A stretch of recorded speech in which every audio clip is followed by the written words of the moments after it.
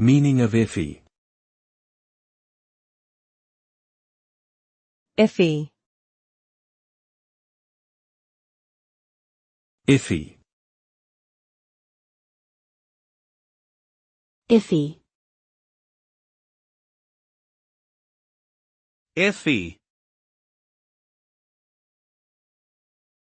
Iffy is an informal adjective that is commonly used to describe something that is uncertain or questionable, usually in terms of its reliability or quality. It can also suggest a sense of hesitation or indecisiveness.